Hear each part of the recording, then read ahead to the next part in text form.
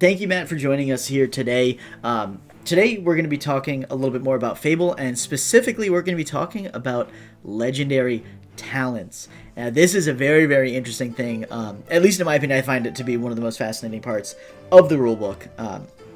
And it's something that I was really, really excited to jump into. So first of all, thank you for being here and going over this with us. I'm sure the player base is more than excited to hear more about Fable. I mean, no need to thank me. Thank you guys for tuning in. I'm very excited to discuss legendary talents with you all. Legendary talent. It would speak a little bit, what a legendary talent, like at a general idea for the game. It does have this powerful aura to it, and it's supposed to.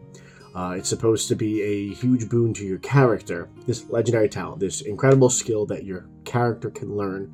But it doesn't matter how incredible the skill is or how legendary it isn't necessary.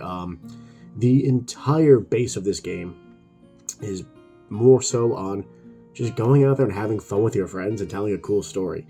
The skills are there. The skills are awesome. The skills help guide what you can and can't do and how you can get other people involved. But these legendary skills, though, sure, if you obtain one, it's going to look really cool when you do something, but it doesn't mean that you can't play the game without one.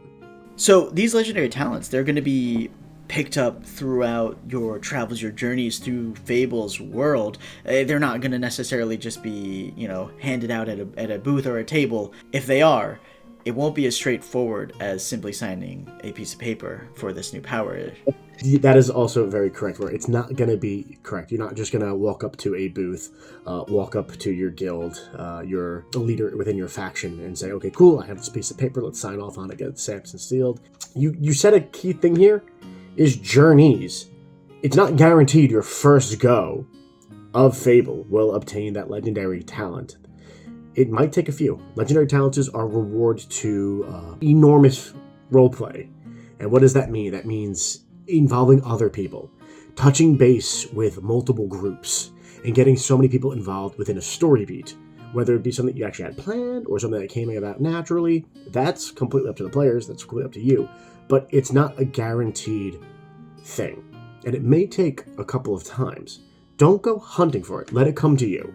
Now, I think that is actually, from what I'm reading and what I understand, I think that's a really important thing. Don't go seeking these legendary talents. A lot of the time, the talents may find you, and it may not even be the one that you're expecting. Exactly. It might not be the talent that you were expecting, right? You might be playing a more of a martial character, but then you stumble upon the talent that helps you gain extra resources, two of something, right, instead of just getting one. And you might at first go, why do I have that? Why do I want that? What is that gonna do for me? But you then realize, hey, that's an incredible boon, especially as a martial character who wasn't originally going to go out and play the resource game.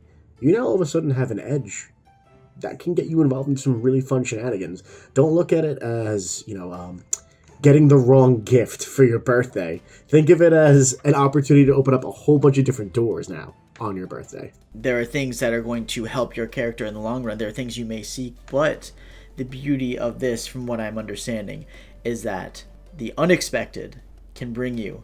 Is it safe to say that some characters may even have, magical or spiritual awakenings that they didn't even expect? That is incredibly safe to say, where if we're going back to the example of a martial character, right, and then you obtain a legendary talent that focuses more on the arcane. Yeah, that now, again, going back to the idea of opening up different doors on your birthday. Okay, well, I'm Joe Swordenborn, and all I wear is my armor. All of a sudden, I now have a key that lets me walk into the arcane. When it comes to the individual, you yourself, Matt, I had talked with Dan about heritages, and I wanted to bring it to a fun little heritage question for you. Do you find yourself, drawn to a certain heritage? Will we see you at Fable as a Merrowfolk or a Goblinkin? All right, this is the loaded question. This is a very dangerous question, but out of all the heritages that we have in our heritage guide, I'm really, really, really leaning towards the Dwarfkin. I think it's going to be a really fun one to lean into. Well, I can't wait to see it, and I can't wait to be at Fable. I'm sure you're just as excited to get boots on the ground there, too. incredibly excited. I'm excited to see everybody, attend Faeble. I'm excited to see what crazy shenanigans people get themselves and get their friends and get strangers that will become friends into. I'm just very excited to see what crazy stuff the players are gonna throw at each other.